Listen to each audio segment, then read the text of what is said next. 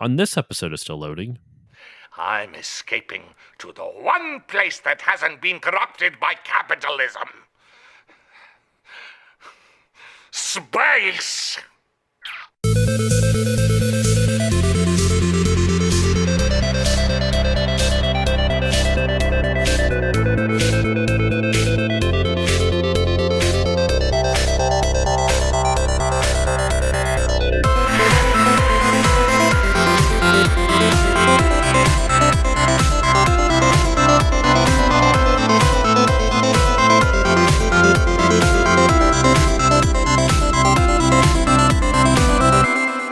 Hello, everyone, and welcome to this new episode of the Still Loading podcast. I'm your host, Josh Koval, and today we are doing our first full-length episode that's revolving around the history of the RTS genre. For those who have been paying attention, I've been doing a series on the history of RTS games, and the episode right before this one has led up right to probably the first truly seminal title in the RTS genre. The what is considered the game in the RTS genre that really put RTS games on the map. It really popularized them. But I couldn't do this alone, especially because I don't have a lot of experience with this game or with this series. So with me is my friend Bob. Bob, how are you doing today? I'm fine, boss. How you doing? I am doing fantastic.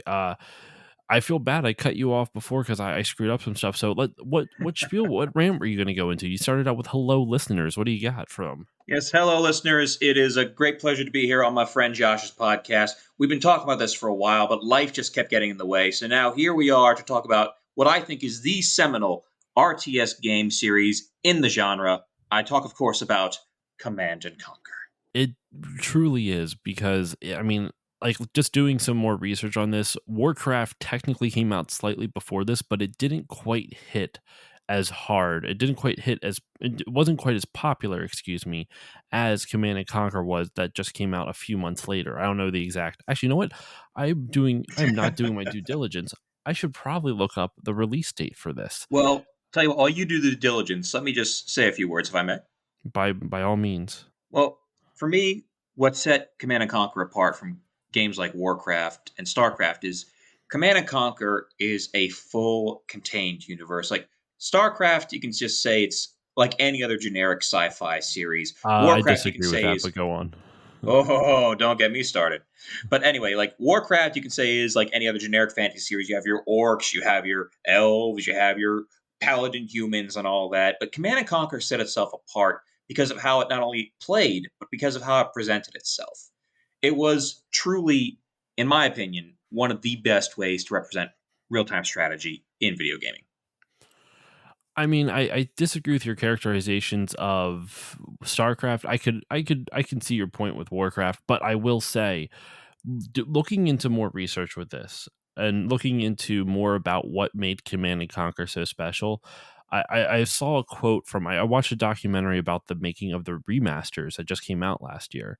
Oh, yes. And the one point they brought up, and I think it really hits the nail on the head on why this series was so important and so popular, was in the mid to early 90s, multimedia was the new craze. Every company wanted to become a multimedia company. You know, you would put on, you put little FMVs on your discs and have music and you'd have games and you do it. And like no console was a better example of this than the 3DO, which we're not going to go into. That's a whole can of worms. I know exactly what you're talking about. I know there was what was it? Star Raiders? There was some video game series out there that had Mark Hamill as the lead character in a full motion video scenes. Really? I didn't even hear about this. I know. I can't remember myself what it is, and I'm kicking my own ass for forgetting it. But yes, you are right. Back in the mid-90s, everyone wanted to get in this whole idea that you could combine various forms of media into interactive means. And so Command & Conquer really did spring out of that, but it didn't do it in a very awkward way. It did it in a way instead that actually made you jump in more fluidly. Yes, 100% agree. Like it didn't bat you over the head with, look at our cool FMV technology. No, Command & Conquer said, we have the technology, but we're going to use it smart and not let it F with the gameplay either, which was the big thing in my book. No, that's 100%. I'm 100% with you on that, because the gameplay plays, I mean, not exactly, but it plays just like any other I mean, it's the foundation for what RTSs are now. And I was talking about on the previous episodes of the series, of the history of RTS series, about what was considered the first true RTS. And years ago, IGN stated Herzog Zwei for the Sega Genesis was, and you can see it, but it's Mhm. like in the series that I've talked about games that had RTS elements, but never really combined them all into like a really good, solid package. Herzog's Well, Vi on a technical level did that, but it's still not polished mhm. compared to what Command and Conquer was. Well, you And got to understand. After all, like, think about it this way: RTS is a very weird genre for gamers to try and get into in a lot of ways because, let's face it, most video games you are the protagonist, you're the main character, you're the hand behind the gun. that's true. RTS games, as you've no doubt already highlighted, they're the ones that put you up in this godlike level, this command level, and force you to make these decisions almost like you're apart from it. You're still making decisions that influence the world, but you're somehow removed from it all behind the screen. And that's what Command and Conquer did really well is it capitalized on that and said, yes, you are behind the screen, and this is why.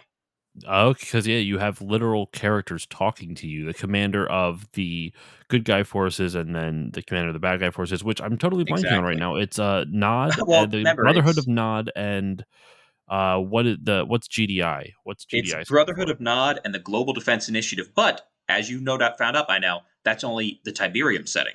We also have the Red Alert setting with the Allied nations and the Soviet Union, and later on the Empire of the Rising Sun, and of course generals with the USA, PLA, and GLA. So I guess to start this off, one thing I want to say before we really like fully dive into this, because I Oh, think strap in, folks.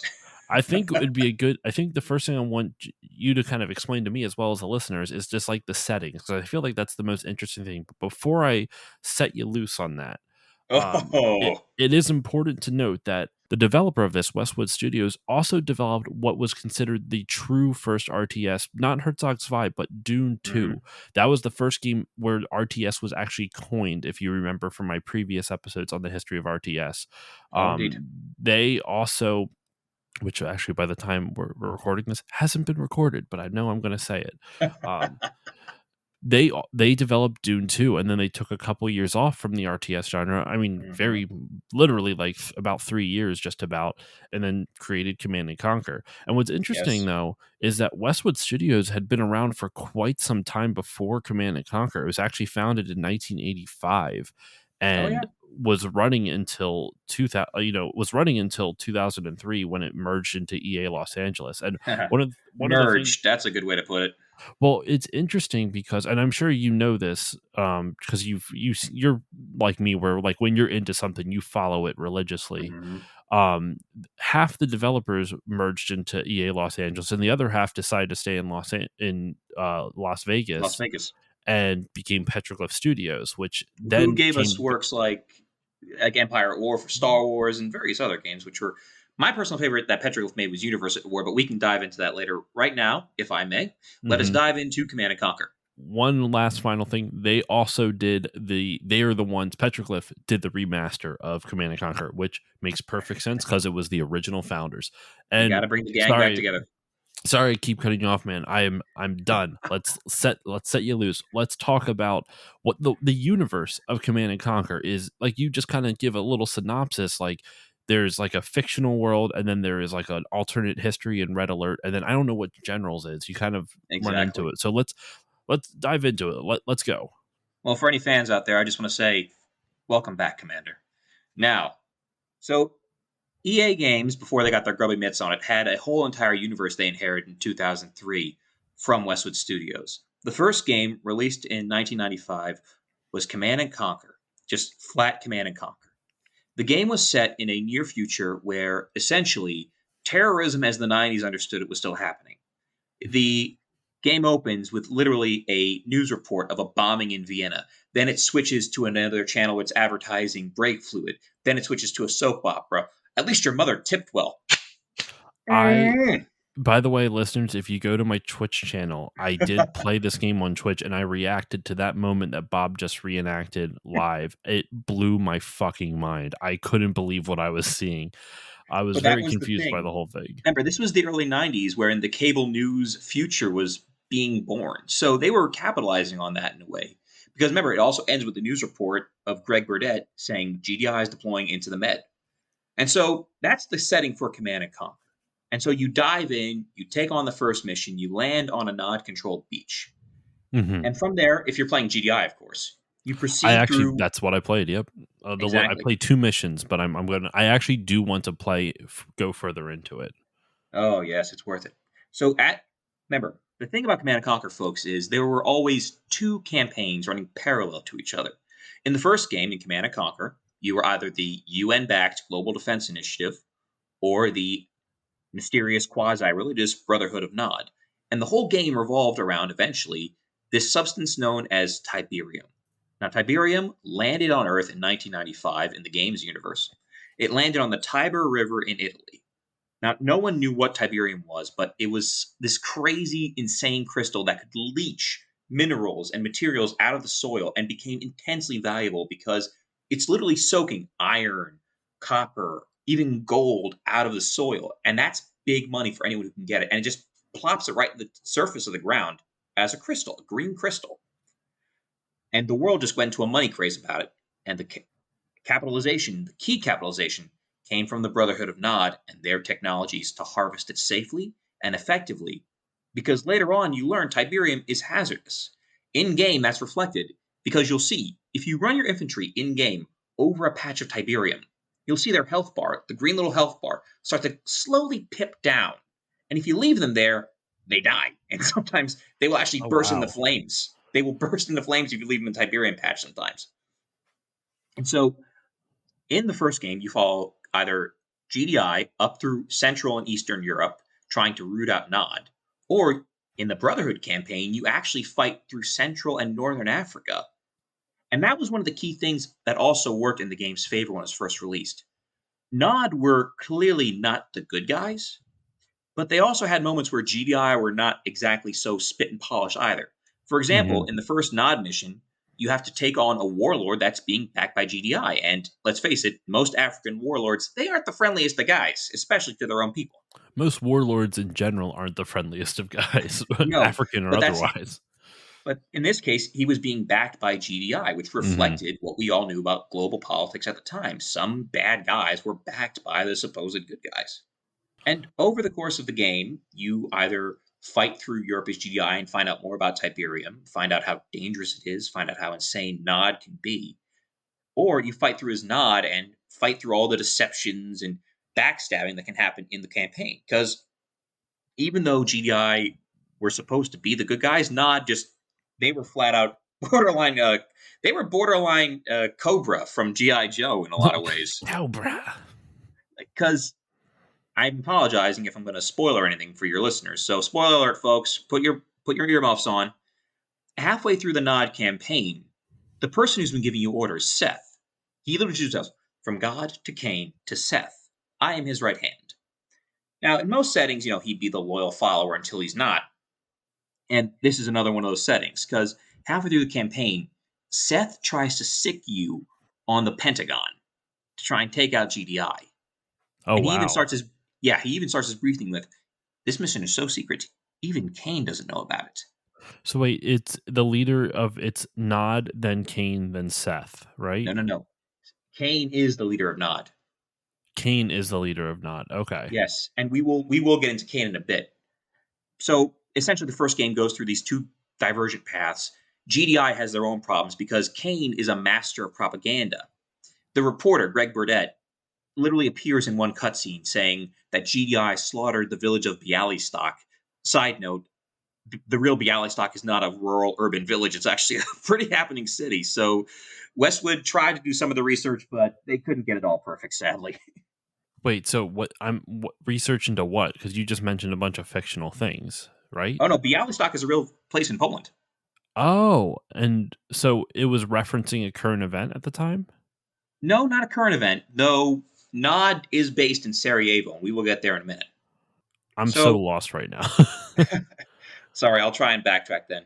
So, to wrap it all up, basically, for the first game, as GDI, you are trying to corner Nod in the former Yugoslavia in Sarajevo, referencing the real life issues of, well, the breakup of Yugoslavia at the time. Okay. But in Nod, you're fighting through Africa, and eventually you're trying to get access into the GDI ion cannon satellite system to make your message known. Oh, okay. Exactly. And so both campaigns are concurrent, they both happen at the same time. And the great thing about it is that let you play as both the good and bad guys, which I personally liked. Yeah, I mean, it gives you, and also it just gives you new story missions. It doubles the game essentially, and on top of that, Exactly. you're playing it. It creates a more nuanced story because it's like you said, the good guys aren't always good, and the bad guys, while they are bad, there are good elements to them. Exactly. Now, in the end, the final GDI mission is you take down Kane at his temple in Sarajevo. Now, what was clever is you had actually two cutscenes to finish that mission too. One cutscene, you don't use GDI's ion cannon and literally just collapses on top of Kane. But in one of the seminal moments of C&C, when you use the ion cannon on Kane, he literally just watches the beam approaching and just spreads his arms and embraces the light that engulfs him and his followers in the temple. And that was the key moment for a lot of people that made C&C a great game. Because the mission before that, you're fighting through like hordes of Nod troops, hordes of Nod tanks, vehicles, everything. It's a slog of a mission if you're not good at it. And even if you are, it's still a challenge. And you just watch Kane embrace his defeat in this almost Christ-like pose of like, I spread my arms and accept this fate. Yeah. Whereas if you play Nod and run through the end of their campaign, you literally can pick one of four targets: the Brandenburger Tor in Berlin, the Eiffel Tower in Paris, Big Ben in London, or the White House, and you call down GDI's own weapon of mass destruction on them, the people who are owning this system. And I'm assuming it succeeds then. Oh Like yeah, if you if you play call it Nod, it down, succeeds. that's wild. So And what? again, oh sorry, No, finish what you're saying. part of what also made it work for the first Command and Conquer was I like to call it the visual shorthand. I know it's called aesthetics, but I just call it the visual shorthand because that's what it really is. Because it helps you get a feel for both factions. Hmm. GDI, they're always proper military. You know, they got the ribbon stack, they got the bars on the shoulders, they got heavy weapons. Like GDI is the fist that punches someone in the face. They got heavy tanks, advanced aircraft, they controlled satellite systems, and they're backed by the UN. So they're all the heavy hitters of the game. And that was reflected both in the cutscenes where they're always wearing military uniforms or they're always fighting in the battlefield, or it's reflected in game with their units and their designs. Because one of the most iconic units of Command and Conquer is the Mammoth Tank, and that belongs to GDI. And for your listeners who don't know, the Mammoth Tank is literally a 4-tread, 250 millimeter barrel, 8 and 8 missile racked behemoth that takes a crew of 8 to crew. Holy shit. This Uh, thing wrecks if you aren't careful in game. I'm looking up images of it. It looks awesome. Oh, and Like that's the visually, original it's really Mammoth cool. Tank. Whereas with Nod, their style is more hit and run because they're supposed to be a terrorist group. They So use they more have guerrilla tactics. exactly they use lighter, faster vehicles. They use stealth a lot, and when they get high enough in technology trees, because of course it's an RTS, you can't just plop down the heavy stuff right off the bat in game. Hmm.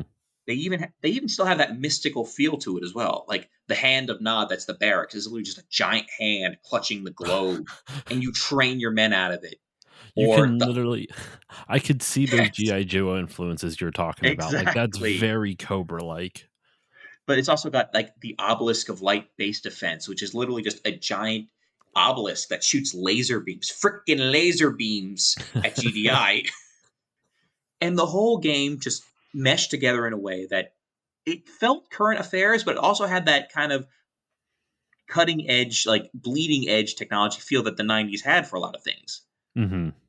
And so it set itself in a world that was kind of like ours, but was clearly farther down the road developmentally.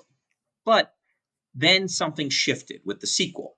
Now, here comes the second setting. Brace yourselves, folks, because we're getting into a little bit of camp. Now, I'm bracing. I'm bracing. he's bracing, folks, and you better be too. Clench your sphincters. Now, EA was working on a sequel to Command and Conquer, but they realized along the development path that they were making an entirely new game. And Hmm. so they decided, hey, let's just make a new game out of this, a new IP. And so what they did was they made a very big excuse plot. In 1947, they had Albert Einstein travel back to 1923 in Germany I've and seen this kill cutscene Hitler. Yes. with like And an kill electric like hand zapper. Yes, exactly. The Joker would be proud. I know, right? And so that is literally the introduction cutscene, folks, to Red Alert. And it Hold. just gets better from there. Can we just pause for just 1 second and just acknowledge that the opening of both these games, the opening of the first one, specifically in the GDI campaign, involves domestic violence in a soap opera, Yes. um, as well as lots of propaganda. Pre-Starship Troopers would be proud, um, and then the sequel to it, Red Alert, starts off with Einstein going back in time to I kill mean, Hitler. would you That's have it any other way? honestly, the balls on that they had to do weird shit like that is brilliant, and I'm kind of here for it. Exactly. That was the thing. Remember, this was the 90s when everything was on the table and nothing was out of line. Like, remember, this was the era that gave us the Mortal Kombat fiascos. It's the era that gave us the game Carnival, which we can touch on in another game. But Command and Conquer Red Alert takes us on a whole nother path. So basically, again, two campaigns, folks. The Allied nations, who are pretty self explanatory, and the Soviet Union, who are under, of course, Joseph Stalin, the man of steel. Now, and again, here's how the game starts. The Soviet campaign, you literally start with a briefing on how effective nerve gas was against a Polish village. And then you're told to destroy another Polish village with air attacks and paratroopers. That's how the Soviet campaign starts, folks. Jeez. And the Allied campaign is a little more heroic in that you're literally breaking into a Soviet research facility to take back Albert Einstein after he was kidnapped. Here's where the divergent point starts between Tiberium and Red Alert, and we'll get into that in a minute. But over the course of the Red Alert campaigns, the Allies are just trying to hold the line and eventually push back against the Soviets, while the Soviets are, of course, just trying to take over the world. Of course. Of course. And again, it had that great visual shorthand in it where you had the Allies, they had some tech, but they were just running around trying to strike where they could and then slip back away before the Soviets could bring their heavy bearing army down upon them. And Hmm. they did it in a way that really told you how they were supposed to play. Like the Allies. The Allies melt away as fast as they can before the Soviets can strike back with their heavy armor. But the Allies have advantage of their own. This was the first game to actually really involve naval combat, for example. Okay. So the Allies have a better navy than the Soviets. If you put them on open water, all the Soviets have is like one sub and another sub with the expansion pack. But the Allies have destroyers, gunboats, heavy cruisers that can do a lot of damage both on the land or on sea. And that's a lot of damage with the cruisers, believe me, you. Hey, that was obligatory. I had to do it. No, real quick before you move on, just to make sure Of course. the original Command and Conquer did not have any naval warfare. It was all either air or ground. This one has all Exactly. three. The original Command and Conquer just had one GDI gunboat for like one or two missions. That's it. Red Okay. Alert expanded into the realm of naval combat, which again at the time was actually kind of difficult for a lot of developers to do. Because remember, you had to make sure some units could go on water. You had to make sure some units couldn't go on water. You had to make sure some units could fly over water. And it really, I know some coders are going right now. Oh yeah, duh, it's simple. But like, remember at the time, people were still feeling out a lot about video games, so they were still feeling Mhm. out the bugs and the kinks.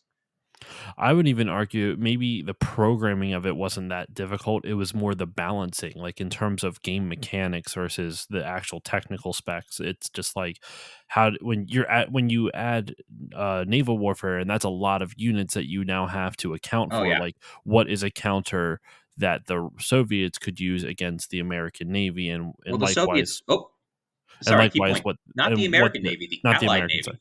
Sorry, the Allied Navy. Once again, the stupid revisionist history we Americans do sometimes. We'll get into that in a minute. Don't worry, because that's um, actually a plot point in Red Alert 2. really, wow. We will get into that. And that's a side note I want to note too. Command and Conquer is big in Europe, and we'll get into that in a bit. But for right now, let's wrap up Red Alert. Okay. I So, was just going to say that the Ally units have to have a counter whatever the Soviets have. and But anyway, there is go on. actually the Soviet counter is actually not only heavier armor, but they have a better air force. The Allies only have an attack helicopter. The Soviets have jet fighters, they have ground attack aircrafts. They can really wreck the Allies' day if the Allies aren't careful. And that's the trade off.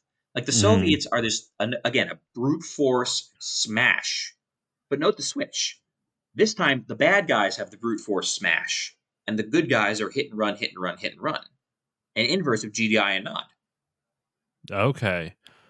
I mean, And I guess again, that, but that kind of makes sense though, because even like if you look back at like World War II, like mhm. like actual historical World War II, that was a very Soviet style of thing. Like they would just send wave after wave of their own men. I Well, mean, that's only if you're a bad Soviet player, actually. Like in real life, if you were a good Soviet player, you would combine your army and send it in a wave against your enemy. mhm.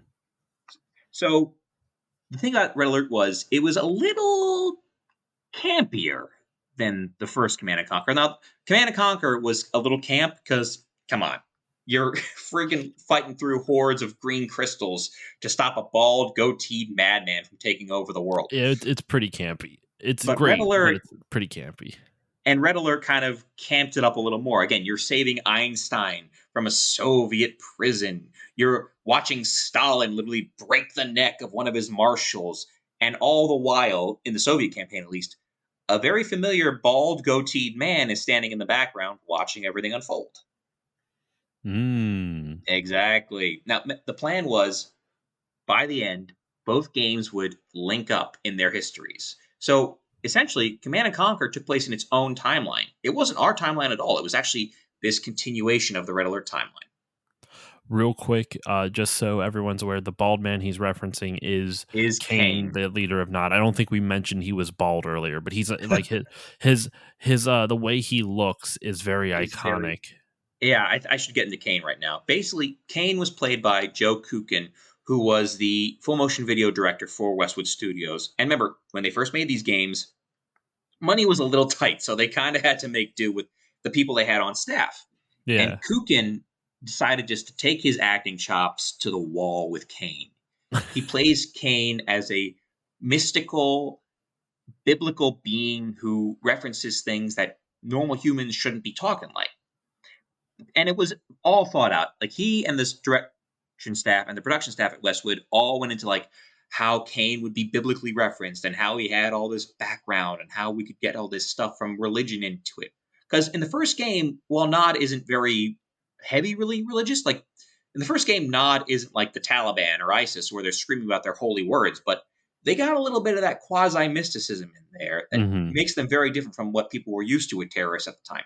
Because remember, in the 1990s, people were used to Northern Ireland blowing each other to hell. But there Yeah. wasn't a lot of religion in that, at least that the American public saw. Hmm. But Kane brought this mystical idea. Like, they weren't clearly making Nod these goofy Saturday morning G.I. Joe Cobra types. They were making them a very legitimate threat. And the same thing with the Soviets. In the first game of Red Alert, again, like you have Stalin talking about how long it takes for nerve gas to kill a child compared to an adult. Holy shit. Exactly, and you even hear the reference to the famous quote: "You kill one man, it's a tragedy. You kill a million, it's a statistic."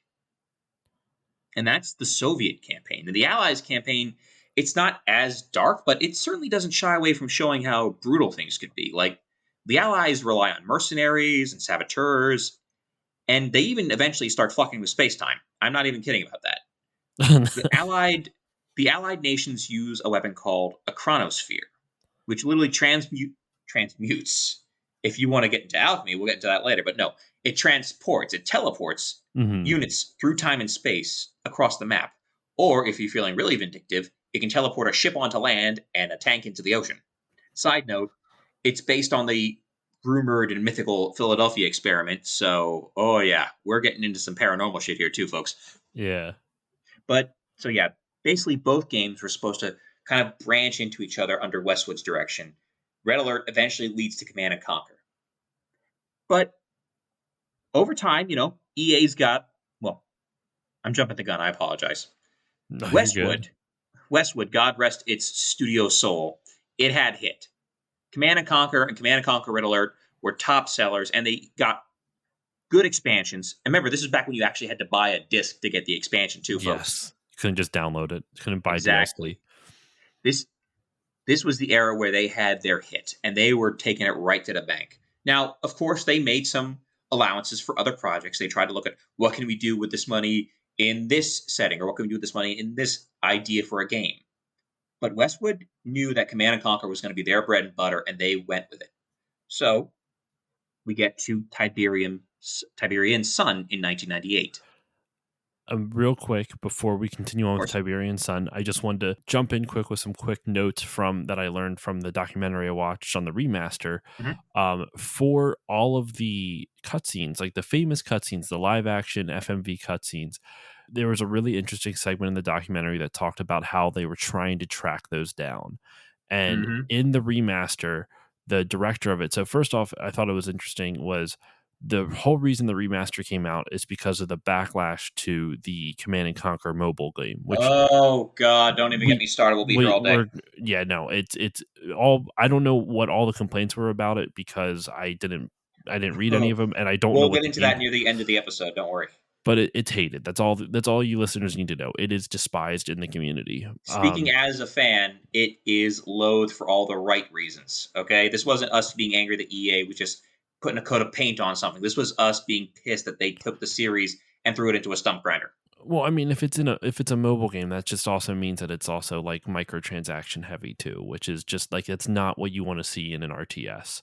But again, But we'll get into that in a minute. So you were saying, so because of the backlash of it, EA actually listened, which is probably the most surprising thing. And so when one of the producers at EA, I forget his name, but you can see it on the No Clip documentary that I watched. You can go to Mhm. YouTube, search No Clip channel, and you can find it on there. And they asked him because he was a fan, like he was a genuine fan of the Command and Conquer series. So he's like, "Well, we could do a remake with a remaster with the Westwood guys, like because the guys who split off. What do you think?" And they're like, "Yeah, go Mhm. ahead and go contact them." And he goes, "Wait, don't you have to like run this up the flagpole? Like this is a big freaking business. Like don't you have to like go check with like higher ups or investors or whatever crap?" And they're like, "Nope, just go ahead and do it." And he's Yeah. like, okay. So he goes, contacts Westwood, or sorry, Petroglyph, and they're all in for it. And so when they're in the process of remastering, they're trying to find all the different FMV videos, and they couldn't find the originals because they were all filmed on Betamax tapes. For Yep. those And who by that point, knows all what the those tapes are are, just gone. and yeah, they had already tossed the tapes. They Mhm. were able to find um, someone had locked a bunch of the tapes from that time in the EA Los Angeles studio. So they basically went over, got some guy to open up the storage closet, and there's literally hundreds and hundreds of Betamax tapes. And while it didn't have the original scenes from the original versions Right. of those scenes, it was filled with outtakes and bloopers and Yep. extras and like shots And that never that's made it into the final cut, and they put all of that into the remaster. and that's what made the remaster also worth playing. Because not only are you playing through your own childhood again, let's face it, nostalgia is a hell of a drug. It But you're is. also getting this. You're also getting this new look at your favorite game from the background. You're watching Joe Kukin just going through the lines with the actors, rehearsing the scenes, practicing, and making sure that they were ready to make this a great game for everyone. And And it's again, also oh, sorry. that's what made it so good is that they knew they wanted to make something good. And now, granted, they knew they were making something schlocky. Some of those outtakes, you can tell they were like, "Oh, come on!" But at the same time, they knew they needed to make something good, and they They really did did. it earnestly. That's the refreshing thing. They knew it was Exactly. schlocky, but it was earnest at the same time. And the reason why I bring this all up now is because the remaster that just came out last year only is the original Command and Conquer and Red Alert. It's the original and the sequel. It doesn't have the others that came afterwards. So I wanted to bring this stuff up now quick before we moved on. And the last thing Of I want course. to say that I remembered from the documentary is that when the way they were able to get those old videos into the new game is that they actually worked with the community. One of the things that they talked about on it is that they basically looked up like the top like 5 or 13 most active users in the Command and Conquer modding scene and competitive play. Like they got all of them, invited them onto a Mhm. Discord, and those players, those fans got to see early builds and give feedback. So when Yeah, Command and Conquer, even to this day, still has one of the most active fan bases out of any gaming series. Even for as long as it's been around, and after what EA did to it, they still have mods being made today. And again, Josh, I will touch on this stuff after we get done our discussion on the series itself. But suffice to say, Command and Conquer, it doesn't die so easy. it definitely does not. And the last thing in regards to that is with the assistance of those users, of those players and fans, they were able to use AI to upscale it and try to Mhm. basically fill in the blanks. And it honestly, it looks pretty good. Some people hate it, like some fans despise it, but Well, you're always um going to have those people who just can't exactly. take that something changed. But speaking But for myself, I played the remaster through, and you know what? It was good. Like, there were gonna be some changes. Like, they couldn't change everything. Quality of life UI was still gonna be that '90s style, click, click, mhm. click, click, click, click, click. But at the end of the day, they still brought it back. They brought it back in a way that was fun, and they rolled everything together. You had all the expansions in one spot. You had all this extra stuff that you never knew existed before. And honestly, for a fan like me, having EA, of all companies, Yeah, right. listen, that was incredible to me.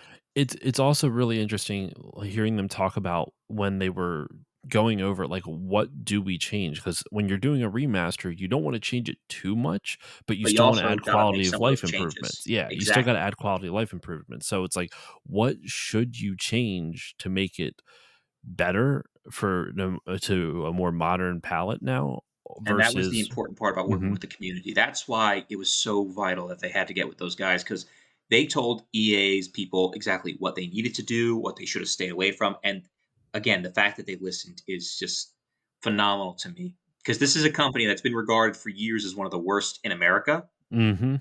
And here they are listening to people, which was astounding. Well, and they talked about how they found so many bugs that the community had found. The community literally Hmm. shared like hundreds of bugs with them and then they had to sift through it all like, okay, well, we knew about this one. Why did we not get rid of it? Was it because of this A, B, and C? So they had to go back and like reread all their original code.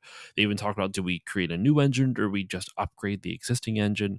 Like there was so many, they really like painstakingly were meticulous with this, Hmm. besides just working with the fans. And even in the what is it, the music, they got the Frank composer. Klepacki.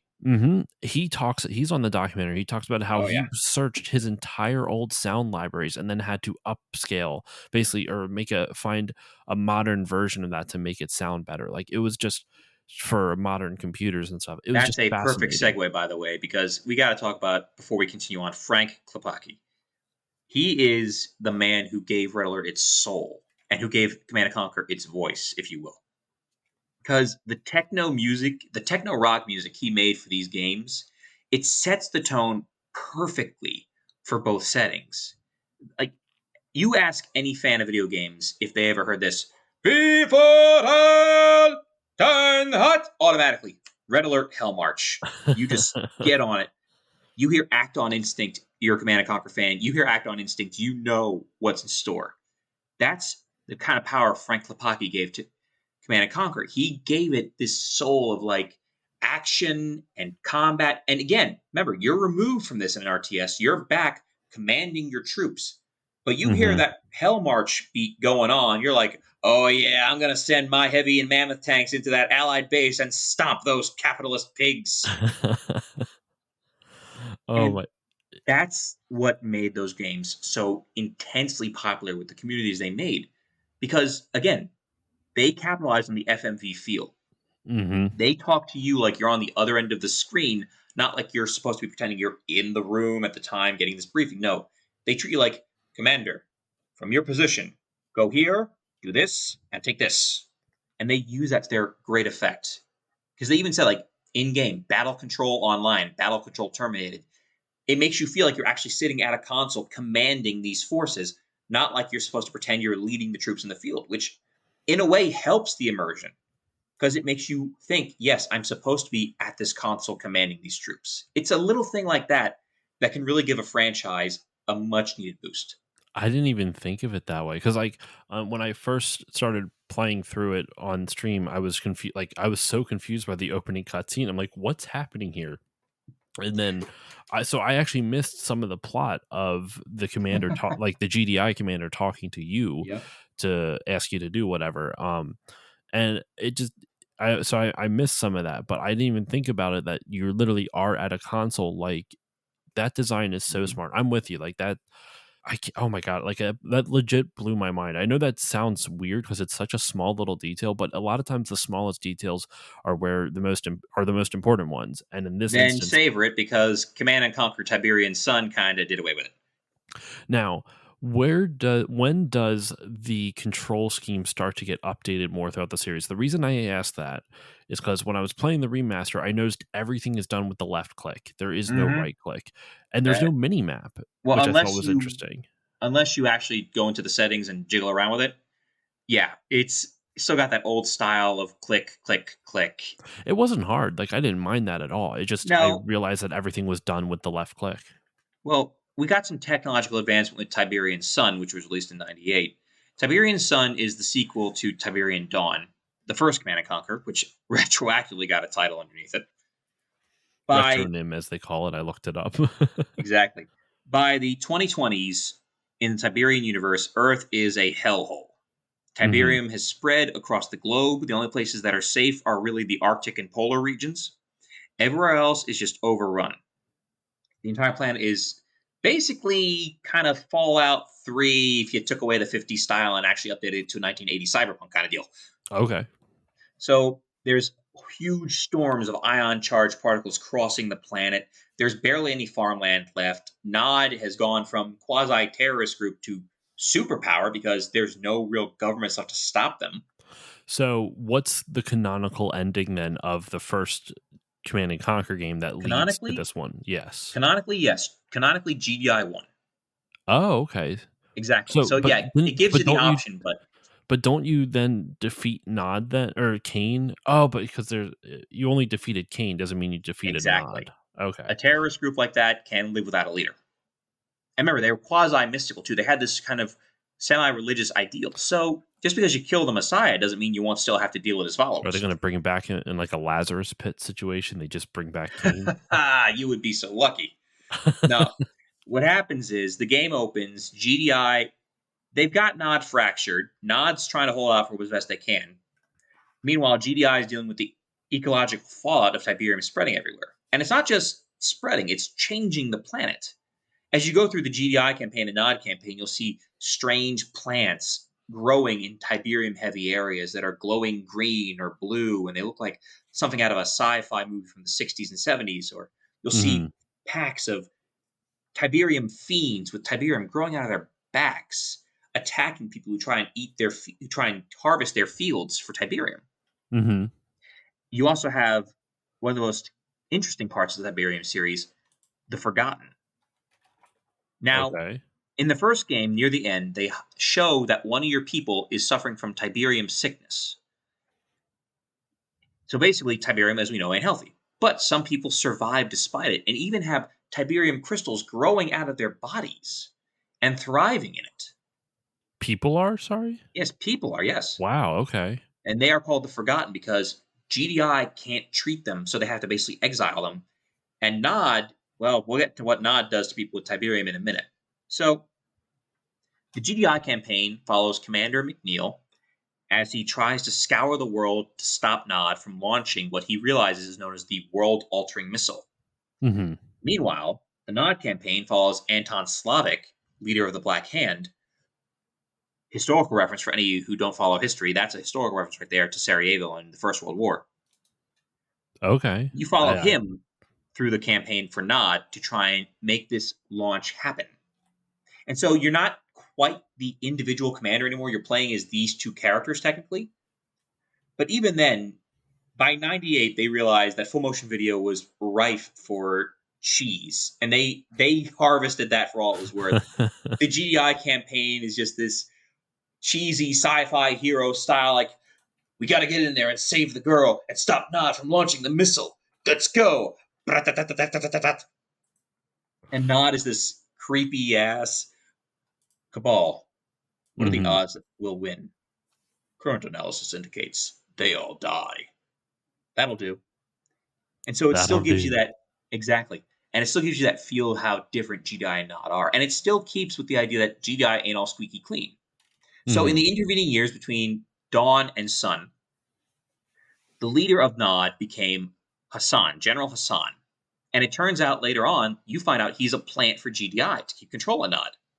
So Oh, GDI is playing Nod, but they're also kind of letting it still exist. because it probably benefits them somehow. You keeping them in Well, power or stuff, something more like that. keeping them under control.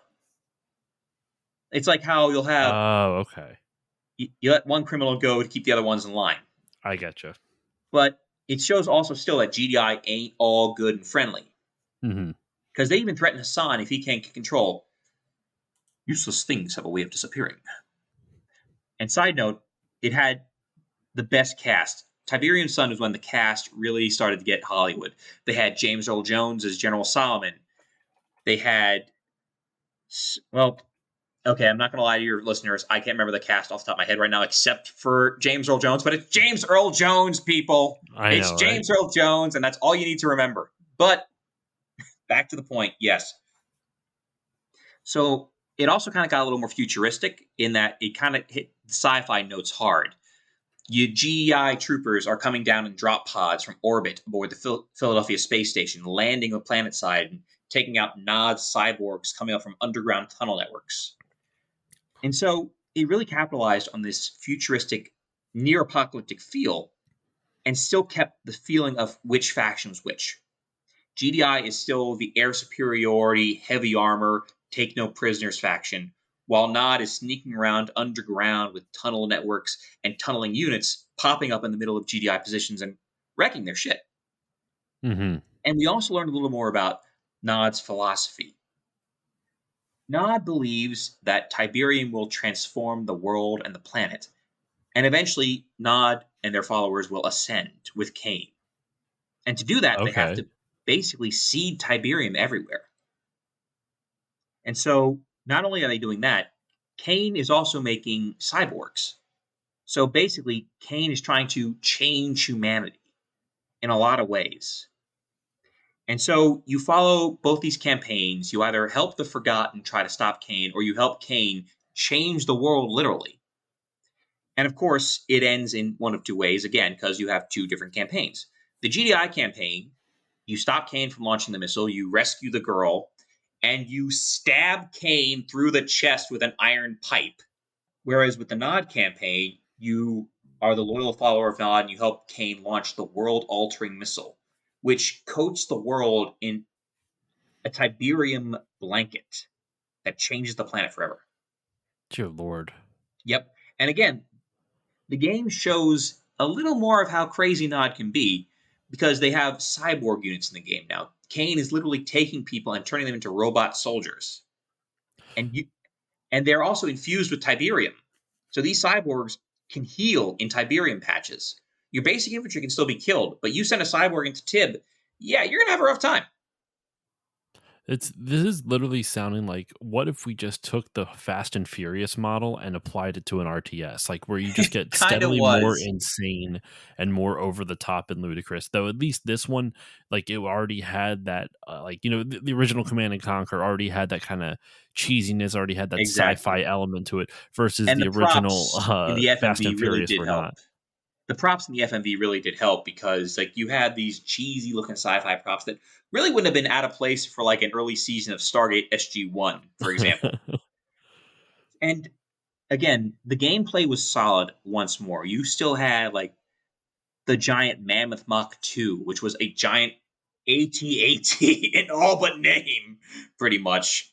Just stomping around the battlefield on four giant legs with two railguns shooting up Nod flame tanks. But Nod, by comparison, had the cyborg Commando, who could take on a good portion of GDI units and win, being only one infantry unit. And so you still have that mix of like the balance reflected in the style of each unit. And also, it brought, as I said, the Forgotten, which kind of expanded on this idea of what's Tiberium doing to the world? What are we facing? What is this threat? Hmm. And so the sequel expands on that even more. The sequel introduces a piece of lore, well, sequel, I should say. Pardon me, listeners. The expansion pack, For Firestorm. Okay, so there's because I've been looking up the list of games in this series, and it's very Yes. confusing. We'll get to that in a minute if I may, Because you but have the Command and Conquer, and then oop, the expansion for the covert operations, and you have Command yes. and Conquer Red Alert that had 3 expansions. I don't know what Command and Conquer Soul Survivor. Um, That we'll get to in a minute. Like, okay, I want to go through the main the core of main the games, if story. I may. So we have Tiberian Sun, and then it's Tiberian Sun Firestorm, and then you have Red Yes. Alert 2 come out the next year, or Oh, actually the same year as Firestorm. let's hold off on Red Alert though. We don't need to go that crazy yet. Okay. So yes, Firestorm introduces something called the Tacitus, which is Hmm. basically mankind's key to understanding Tiberium, because otherwise, in 20 years, mankind is gone. Apropos of nothing, we just had that climate report released. Gee, I wonder what's going on here. I know, right? Yeah, timing. Don't bring everybody down. Come on. I'm trying, but we're talking about an ecological catastrophe in a video game, nothing related to real life. Anyway, Shh. so Firestorm introduces the Tacitus, which is an alien object that can literally help mankind stop the spread of Tiberium. Now, of course, GDI wants to get their hands on it to stop this shit from taking over the Hmm. world, of course. But Of Nod is trying to course. find it to use for their own ends. And it also brings up another key player in the series known as Cabal. Cabal is the computer assisted biologically augmented life form. Essentially, it's an AI made out of living tissue. That seems like it's gonna be turn evil with the name of Cabal. Like I don't. It Yeah. seems like they're not putting. It's like putting it right on Front Street. It doesn't seem too subtle. Nod is nothing if not subtle. It's a triple negative. You're out Nod is now. nothing if not subtle. If not subtle. Now, with Cabal, in the first game, he's just your little advisor. Throughout the games, you've always had a little voice like unit selected, construction completed, cannot comply, building being constructed. So they took Cabal and kind of made him that thing for Nod in the Tiberian Sun game. Unit completed, construction completed, cannot comply, construction underway. But in the Firestorm expansion, they turn him into the bad guy. Okay. Basically, it's your classic AI uprising. He's trying to take over the world and let robots rule, of course. Because humans have already fucked it up so much, so of course we Exactly. robots have to fix it. Well, it's not about fixing. He just wants to take it. He Oh, is fair enough. Kane's creation, after all. Hmm. And so throughout the game, you see all this craziness going on with cyborgs and capturing civilians and trying to free them and all this and that and everything else. But to make a long story short, too late, 50 you, minutes in. yeah, by the end of Tiberian Sun for Firestorm, your victory is GDI in that you take the Tacitus and you realize there is a way to try and stop Tiberium before it takes over the planet and wipes out mankind. Now, the other thing is, Firestorm also ends with a shot of Kane. Now, here's the thing. When he first appears in Firestorm and Tiberian Sun, Kane looks like himself. It looks like nothing happened to him. He hasn't aged in like the past intervening decades, Hmm. which is kind of suspect. But then you see him later in the campaigns, he's actually got mechanical cybernetic pieces welded to the right side of his face. Clearly, the ion cannon did some damage. Yeah, well, because that's what didn't he die at the first one, right? That was Kane who got obliterated by the cannon, Exactly. so they brought him back as a cyborg. I'm guessing. Well, kind of. By the end of Firestorm, you're taken to this secret underground facility filled with floating bodies and tubes, and you hear Cabal's voice. And as it pans to the end of the row of tubes, you see a tube with Kane rise up, and you hear Cabal's voice and Kane's voice going, "My art priorities need to be reassessed." Hmm. So the setup was pretty much going to be Kane's being cloned and Kane's one with the side with Cabal and all that. And so that was the setup for the next Tiberian game. Now, switching gears, folks, we go to Red Alert, specifically Red Alert 2. Now, remember how I mentioned that Command and Conquer is actually pretty big in Europe because it actually involves Europe? Well, Red Alert 2 got very America heavy.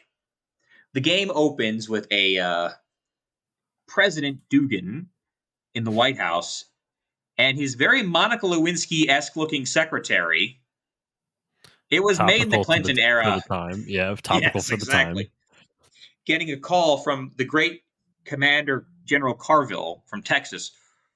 Sir, we got Soviet divisions coming from both coasts and north from Mexico. I don't know how they snuck in on us.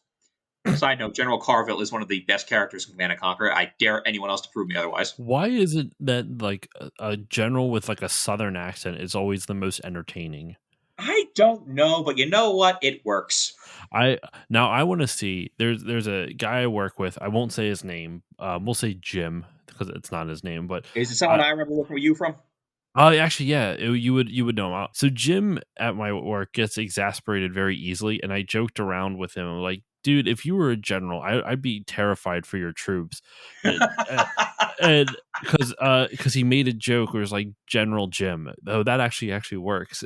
That's obviously not his real name, but that alliteration's kind of funny, General Jim. And I'm like, General Jim, we have the enemy coming from the south. Oh, Jesus Christ, just send some guys over there, will you? Just send some guys down there. Just, oh my God, just send them down Oh, there. God, I missed that son of a bitch. But And anyway, just so the idea of a general go like, oh, gee, just send some guys. Like, no specifics, no strategy. Just send some guys, will you? you'd be surprised, I'll tell you that much.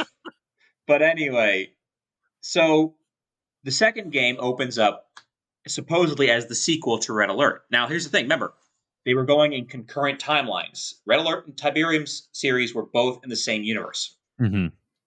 So what happened was, after World War II, the Allied nations put Premier Romanov in power, who is both a descendant of the Romanov dynasty and a communist believer and a disciple of peace. A disciple of peace. Yes, That makes it sound like it's that's a leading bit of into a the that's a bit nod of a territory. paraphrase, but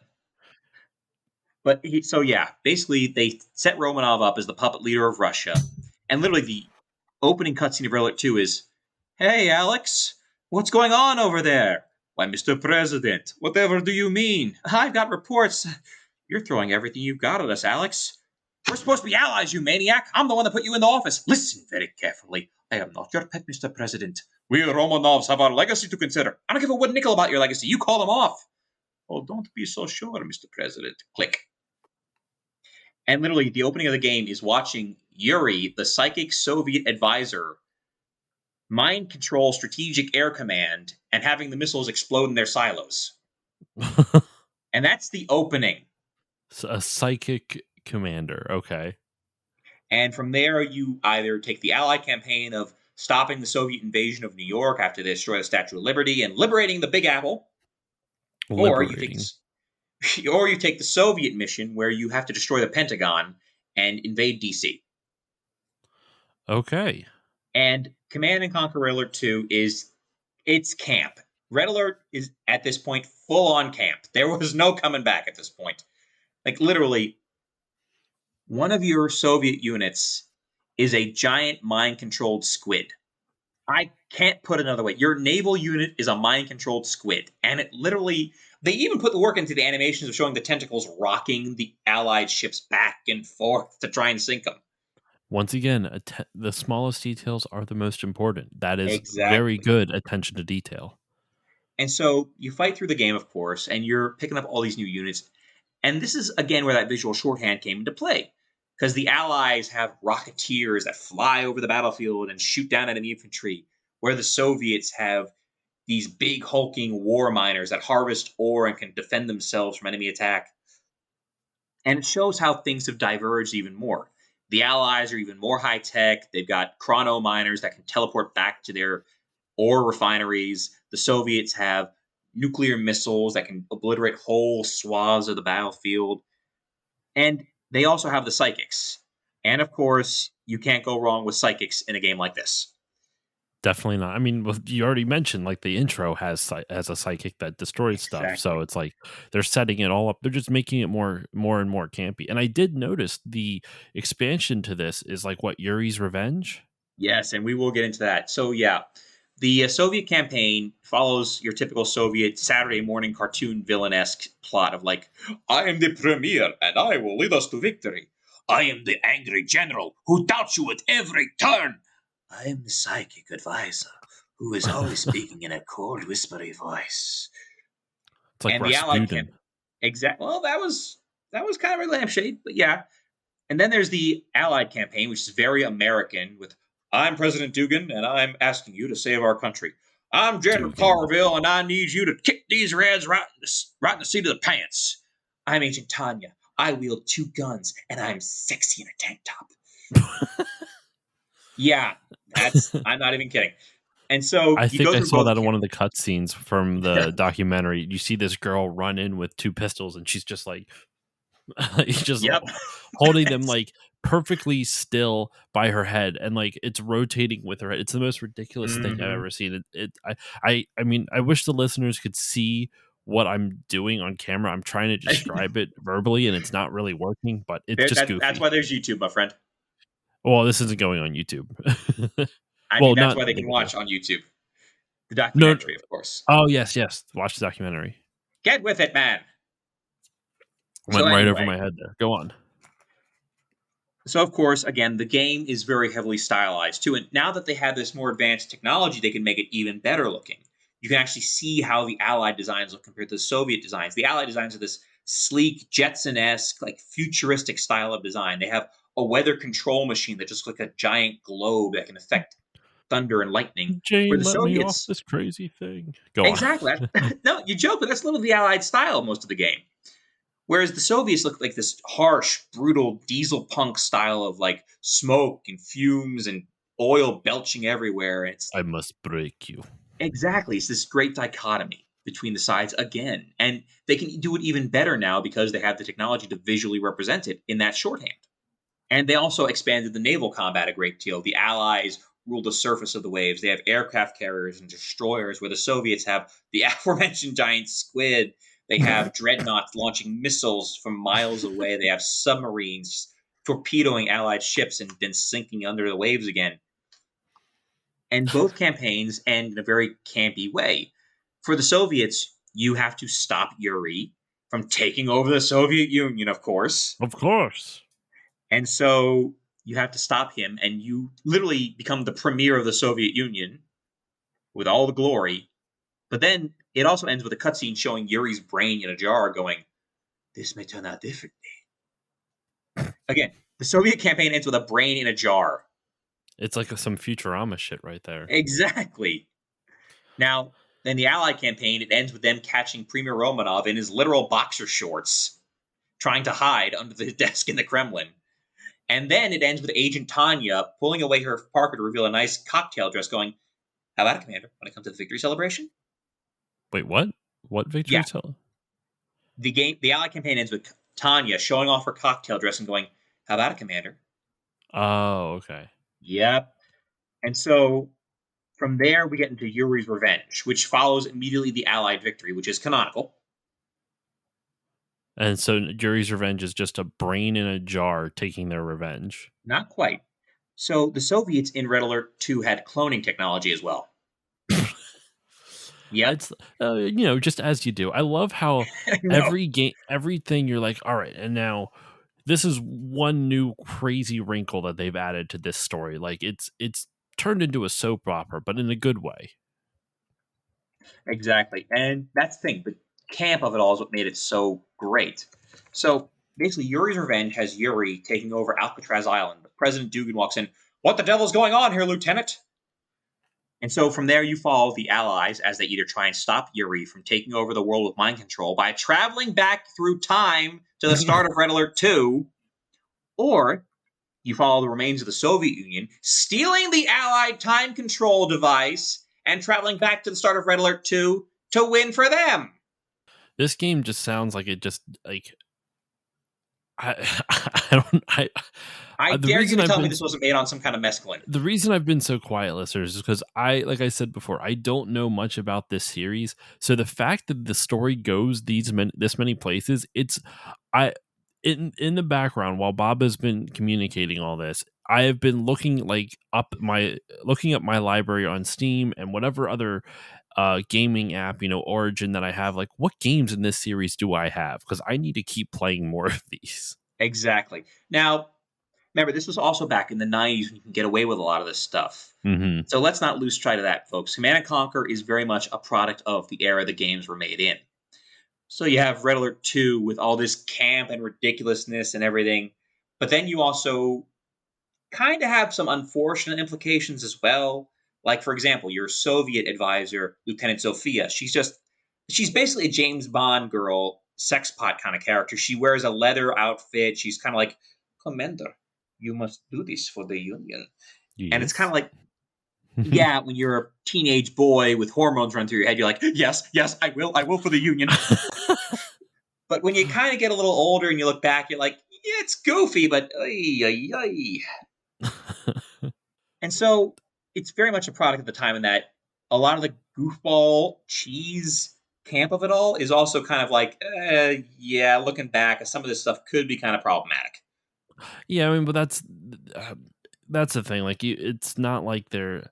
I never understood why people. I understood why things are problematic, like when you look back on it, but I never understood why people put so much stock in it. Like that, that's like something that happened 20, 30 years ago is a Well, good it's, indicator on a current situation. You know what I mean? Like, it always I know, if I may, I think the problem is that with Command and Conquer, at least, you got to look at it in the context of the time, but also exactly. for what it was trying to say. Like, yes, Command and Conquer was very campy and very kind of weird when it came to that kind of stuff, but also had like badass female characters like Agent Tanya and like Hmm. Lieutenant Sophia, who were, yeah, they were kind of sexualized, but they were also really not like other female video game characters at the time. Like, you look at freaking Princess Zelda out there, Link, save me! Meanwhile, there's Agent Tanya, bang, bang, bang, bang, bang, bang, bang. Ha ha! Shake it, baby.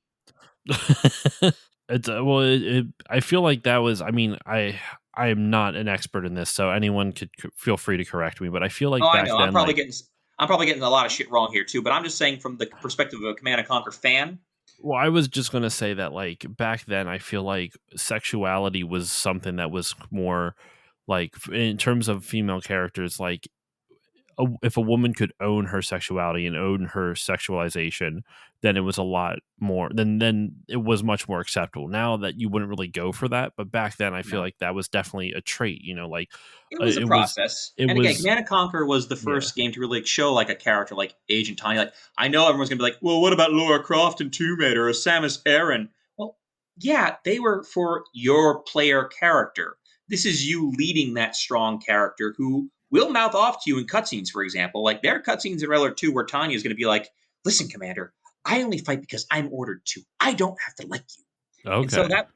that's very unique to me, at least, because you don't have characters usually talking back to you in games like this. You don't, not usually. And that's Exactly. interesting. The relationship the player has with the game world is very interesting in this. Like you were saying, it's I can see why been so popular for so long is because it does really it makes you feel like you're the commander, and it's not Hmm. just. And they found a good interesting way to do it. Like in StarCraft, there's no. I love StarCraft, but there's literally they don't. It's just they don't even acknowledge it. It's all They right. We'll bring you into the mother faith of Tiberium very soon. pretty much like the best it can offer is like if you're playing the Terran campaign, then you're Jim Raynor controlling Yep. everything, but you're still controlling Jim Raynor. So it's like Hmm. it kind of offers the game story through the perspective of a specific character, but then it still doesn't really acknowledge the fact that something is controlling all of these units versus in Command and Conquer, from what the way you've described it and what I've gathered from the little bits that I've played of it, is that it actually explains it all the way in story why units are being moved around by this omniscient computer person. Exactly. And It's another great thing really about Command and interesting. Conquer is in the game missions, you actually get more of the story. Like, they actually made sure like certain objectives in the missions relate to the story. Like, for one mission in the Allied campaign in Red 2, your mission is to set up Einstein's chronosphere at the one location he feels is safest for it, on the Florida Keys, a few short kilometers from Soviet Cuba.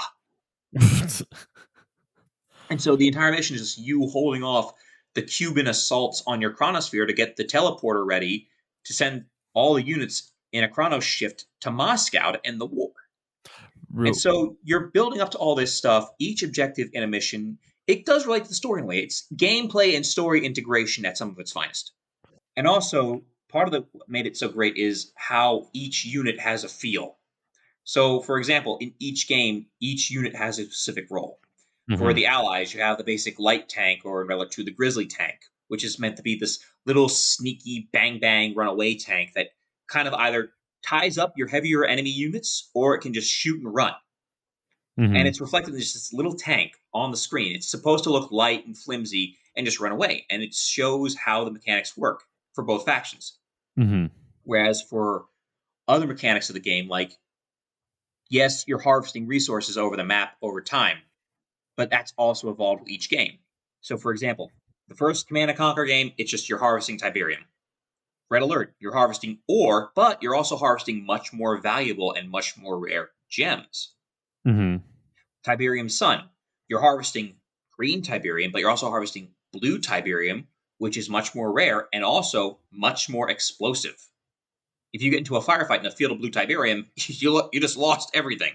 And then by Red Alert 2, they introduced oil derricks. So basically, you're harvesting ore, you're harvesting gems, but now you can actually just pump oil for a continuous stream of money. And by 2, they had also clued into the idea of the map can be your friend. So they had stuff like you can capture a hospital, and all of your infantry units get insta heals on the field. You capture an Okay. you capture a mechanic shop, all your vehicles repair over time instantly. You capture an airport, free paratroopers, that kind of stuff. That's interesting because that's a like I'm sure there's other RTSs that have done that before my first experience with something like that, but like Oh yeah, where yeah, not necessarily that specific idea where like you capture a hospital and your units get healed, but the idea where the the map is objects another part of the battlefield. the map is almost another character slash unit in and of Mhm. itself. The reason I like I've been playing Company of Heroes recently. If you've ever played that, Bob, are you a fan of that series? I am, and I do appreciate how they made it a fluid dynamic to try and take the map for yourself. Because Hmm. if you sit around, you're going to die, and Yes, you that's what can't. Command and Conquer kind of clued in on a little early. Like they didn't make it perfect, of course, because it was the first real attempts. But they made it so that you wanted to get out in the map, you wanted to secure these vital structures, and you wanted to get the map for yourself. And which one is this again? The one where you can Red Alert capture 2. Red Alert 2? Okay. Now, by this point, the mods had also gotten much more intense. You had one of the big mods was Moomin's rules, just literally MOOMANS rules, Okay. and it added units, it added structures. By Red Alert 2, the modding community had realized that this game was ripe for customization, and you could Mhm. add a whole ton of new stuff into it. And so by that point, the community had pretty much solidified. People loved Command and Conquer. They wanted more of it. But at the same time, Westwood also knew that they couldn't just keep rehashing the same old stuff. They had to keep it from getting stale. Yeah. So here's where we get into the black sheep of the series, shall we say.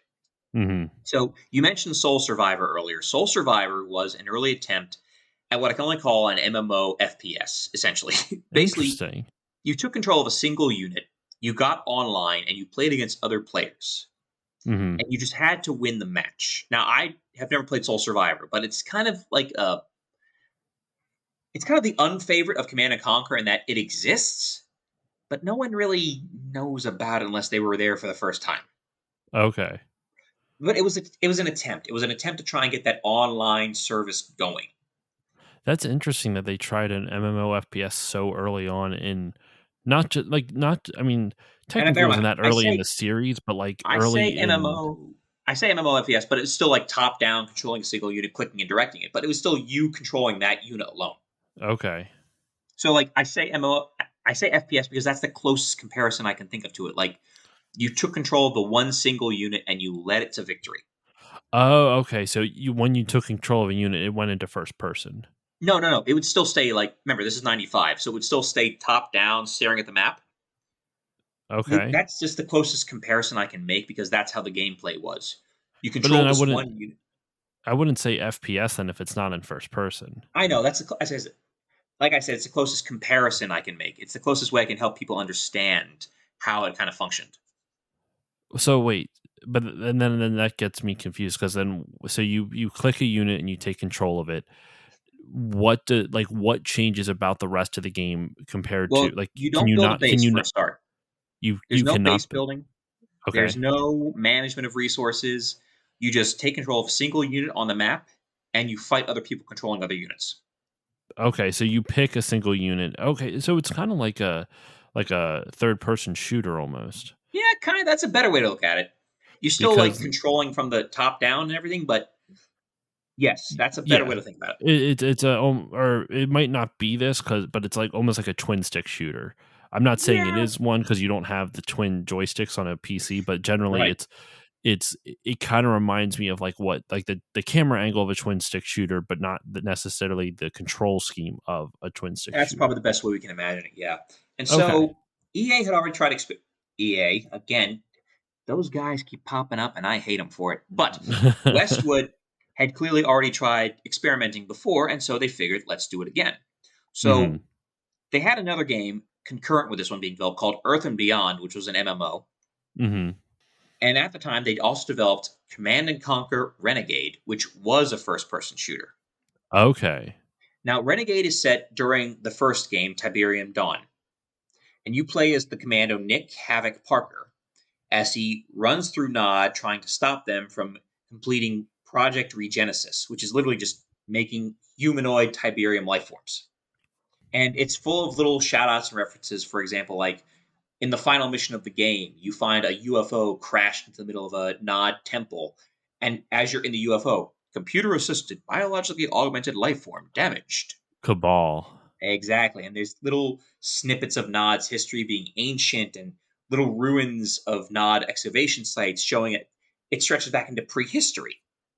And Yeah. meanwhile, you're a wise talking early 2000s action movie hero kind of character. You're literally playing as one of the commandos from the first game. A commando, for those of you who don't know, is a special unit that's designed to just be the be all end all of the game. If you have a hmm commando, you either want to kill it or you want to protect it because it can make or break a game for you. Okay. And so you're playing through a first person shooter style, like you're running through the halls of a Nod base, shooting up the villains and also shooting up their Tiberium evil experiments. Or Yeah. you're snarking with the scientist's beautiful daughter as you rescue her from Nod's clutches. Pig. Cow. Swine. No. Cow. For the Command and Conquer fans who have played Renegade, you'll know what scene I'm talking about. For those of you who don't, there's YouTube. And for everything else, there's MasterCard. Okay. Not a Now, sponsor. Go on. but the point of Renegade was they wanted to do something different. They wanted to put the player in the boots of someone in the field of Command and Conquer. They wanted hmm to show you what things would look like from that ground level perspective. And while it was very janky graphically, even for then, and it certainly doesn't hold up too well now, it still gave you that feel like being immersed in the Command and Conquer universe. And the mechanics were pretty solid for it too. It was a solid first person shooter. You didn't have to worry about controlling a squad. You didn't have to worry about stupid escort missions, except for one, which we will not talk about. But at the end of the day, Renegade was a solid addition to Command and Conquer that was just different. And different can be good.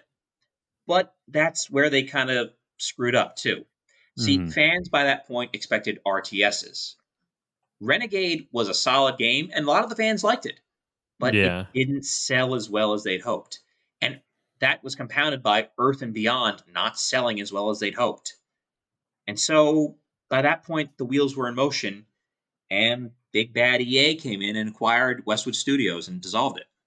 And that's when they decided to that's when, like I mentioned before, half of them decided to stay in Las Vegas and turn Mm-hmm. into and create Petroglyph. Petroglyph, not Polyglyph, Petroglyph Studios, and the rest went on to EA. They took in Now EALA. is Command and Conquer Generals EALA, or is that still Westwood? The Command and Conquer Generals was EALA. And here's what happened.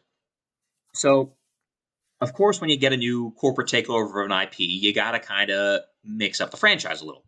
hmm But they still wanted to put out a game.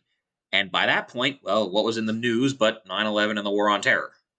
hmm So what they decided was, hey, what if we set a game in our world? Brace yourselves, folks. Things are going to get Fox News up in here. So you can't see the face Josh is giving me right now, but he's just got this look of, oh, watch your step here, Yeah, man. I'm like, I don't know. We're not diving into politics here. Go on. No. It's not going to talk on any politics majorly, but it actually kind of does in a way. I'll explain in a minute. So Generals is set in a near future where China is growing in power there's a terrorist group known as the GLA, Global Liberation Army, running about the Middle East and the Central Asian republics. And the USA is still trying to fight terrorism. Now, That's right, literally, USA. Sorry. no, you're not wrong, because here's the thing. In the game's manual, it notes that China is having trouble with terrorist groups in its western provinces. Think about the news right now. Ooh, yeah, Yeah, with exactly. the Uyghur population, that's The what you Uyghurs. the Uyghurs, yeah. Yeah. I mean, they're not so much terrorists, but yeah. No, but that's the thing. Like, it foreshadowed that China was going to have trouble in the West, and that China tries to shore up its military might by showing how great communists they are, which is actually also happening right now. And so the game literally opens with a military parade past the Forbidden City getting attacked by a nuke. And from there, Okay. you have to fight through the Chinese campaign against the GLA, securing China's borders, pushing out into the republics, wiping out the GLA strongholds. And here's where 3D really came into its own for Command and Conquer, because the Chinese units are these boxy, mass produced contraptions that reflect mechanically as being a numbers game. So you've got Okay. these old school T-55 battle tanks rolling onto the field. And if you have enough of them, you get a bonus. They fire faster, they fire harder, they drive faster. Mhm. So not only do the looks reflect the mechanics are reflected in the gameplay itself with those looks. Mhm. If that makes sense. I'm sorry, Oh, folks, if that's a weird sentence, but I yeah, understood what you're saying. I don't think the sentence made a whole lot of sense, but I understand what you mean. basically, not only did the 3D models reflect the gameplay mechanics stylistically, they helped reflect it in terms of the actual units themselves. Yes. So you pump out enough units as China, you get horde bonuses. The GLA's units are ramshackle and barely put together, but you can strike with them like a terrorist would actually do. You fire your rockets and then melt away into the tunnel networks. And the USA's units are big and expensive and powerful and high tech, but you got to watch your money trail because otherwise you're going to run out of funds. And so generals kind of took a couple of cues from StarCraft. I'm not going to lie. You had builder units along with your harvesting units. You didn't have an MCV anymore you built from. You had a dozer, you clicked on it, you built the structure. And again, I'm not going to argue because times can change a game. Mhm. And Generals is actually a solid game. Like mechanically, it stands on its own. It's still a couple of hiccups here and there. And believe me, the GLA and China, oh boy, that is some. Whew, Prescient. It's or not prescient. Is that the right not word? prescient either. It's no, it is prescient, but it's also kind of like literally all the Chinese quotes are like building the Middle Kingdom for China. China, do Oh, not so forget me. And the GLA is it's racially insensitive. there's a reason it's banned in China beyond the politics. And Yeah. the GLA, like even though they never say it, like the GLA is basically ISIS about 12 years too early. Dear Lord. Yeah, exactly. Like the GLA, I'll talk like we will strike like lightning from a cloudless sky. And so generals later on got an expansion, Zero Hour. Now, people said about the first generals, like the USA is too clean. You're not giving China enough credit. The GLA are just cartoonish supervillains. And what's crazy is they listened and said, okay, you want, you get. So they made 0 Hours an expansion. And actually, 0 Hour brought back the full motion video because Generals was just Yes. all 3D cutscenes, but 0 Hour brought back the actors doing hammy lines, and it's again kind of channeling that cable news future. Like, I'm here embedded with U.S. troops in Iraq. We are tracking down the evil terrorist known as Dr. Thrax. Or the GLAs have a basically Al Jazeera clone going, we once again are faced with the threat of American aggression on our soil. And then, of Mhm. course, you got the Chinese PRN network going, our premier again denied involvement with GLA splinter cells. And it's, again, just making it this ridiculous pastiche of current events and just turning the entire series on its head. But unfortunately, that didn't help either because now people were complaining, you made the US too morally gray. You made China too powerful. Why are the GLA suddenly a threat? And basically, no one was happy. Yeah. So Exactly. one group didn't like the original, the other group didn't like the And new one. again, but the game itself was still solid and that it had good mechanics and a good gameplay. The units all worked as they should. Basically, Generals was an attempt to try and do something new when people didn't want something new, I guess you could say. That's a bold thing to do in a series. Like, you don't anytime you deviate from the mechanical norm for a series, it's a risk. And so I kind of admire Westwood's, and then obviously EA's with Generals, but like Westwood's attempts at just Doing something new. reinventing the wheel consistently. Exactly. And overall, that era of Command and Conquer, from the first game released in 95 to Generals in 2003, it really represents, I think, the big decade of RTS in game. Like, people saw stuff like Medal of Honor and they said, "Yeah, I'm going to get into the trenches of World War II." Or they saw Call of Duty and said, "I'm going to get into the trenches of World War II." Or they saw countless other games where they said, "I'm going to get into the trenches of World War II." You seeing a theme here? Yeah. Command and Conquer made its own world, and it made its own gameplay reflect that world.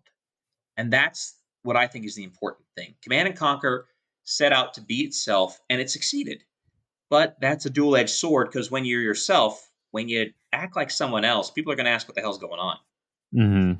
And so, to kind of wrap this up in a semi neat little package, and I know, listeners, that there's more to Command and Conquer, but we will get to that later. For right now, what I can say is Command and Conquer did something different, and it did it in a different good. It made itself a name, and even today, when you think of RTSs, most people will automatically say, "Oh, you mean like Command and Conquer?" I would say most people it's pretty much the big three: Command and Conquer, StarCraft, and Warcraft. But Command and Mhm. Conquer, like we said at the beginning, it was the first one to really popularize the genre. And I'm glad we are cutting this off here because we're running at an hour and a half almost. I don't know what it's gonna be after I edit Yeah, it I went on down. a coffee fueled sermon, folks. I apologize for that. Once I get started, I don't stop easy. Hey dude, like I did not mind at all. It's a lot of information. You really broke down the story very detailed, and it did it in an interesting way. At least in my opinion, it was interesting. And it just we have a whole other half. We have Command and Conquer 3, and I know 4 is like not popular at all. But Oh, we'll get all into all that. But this is a good place to put a pin in, because once I get up through the RTS series, when we get closer to where Command and Conquer 3 came out, which is not until 2007, so we got a exactly. ways to go. But this is like a nice recap of everything in the Command and Conquer series, which honestly is super helpful for me, because one of the aspects that I've not been looking forward to with this history of RTS series is how just the glut of RTSs that came out Oh, yeah. in the mid to late 90s and early 2000s.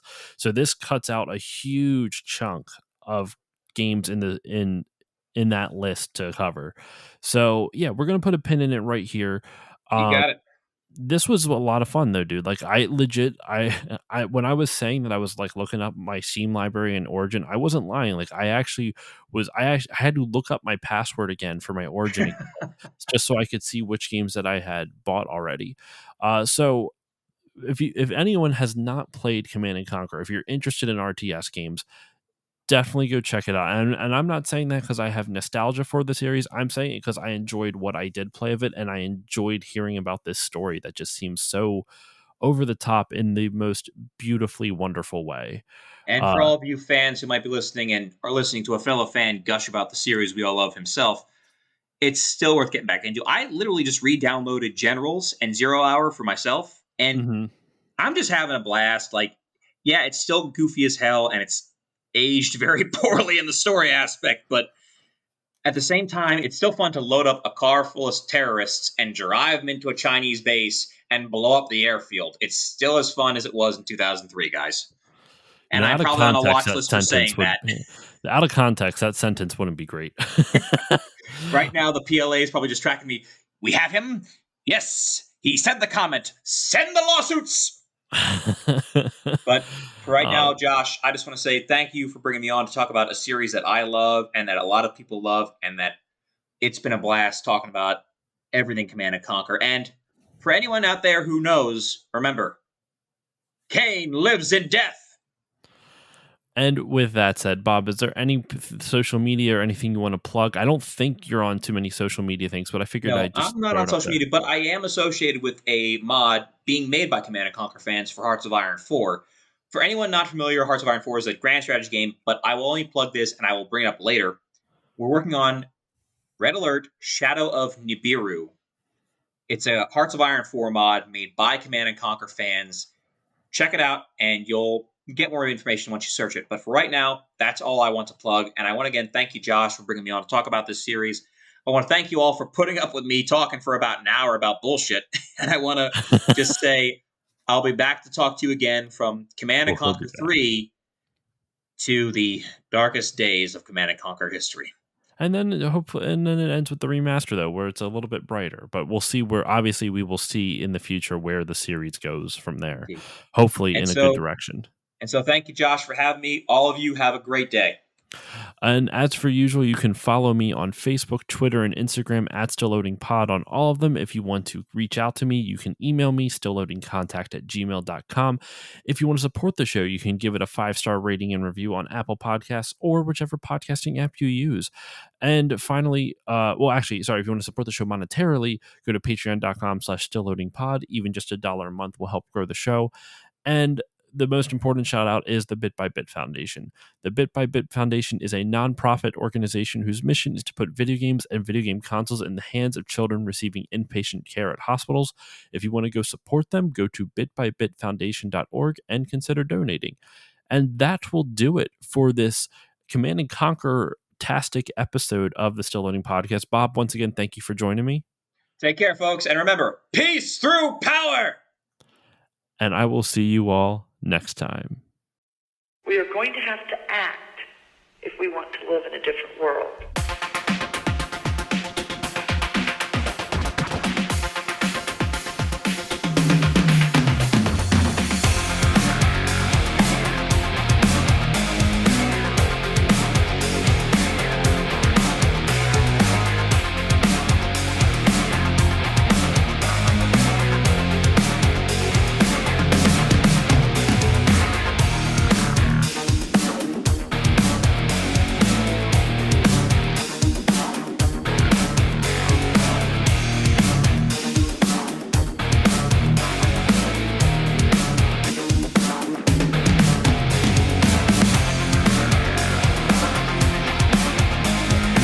Gdi and the Brotherhood view the benefits and the threats of Tiberian differently. They see a scientific anomaly of curiosity. I see the future.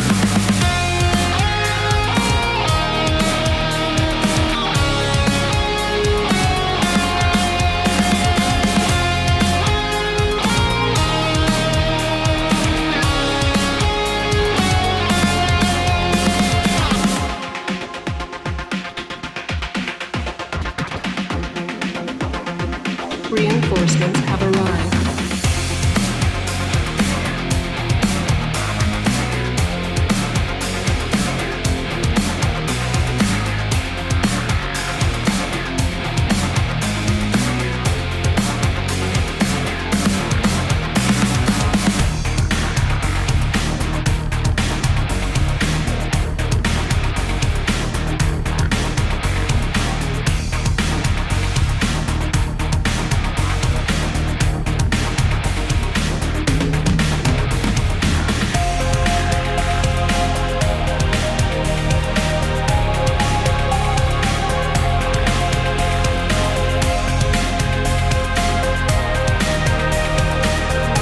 Welcome back, Commander.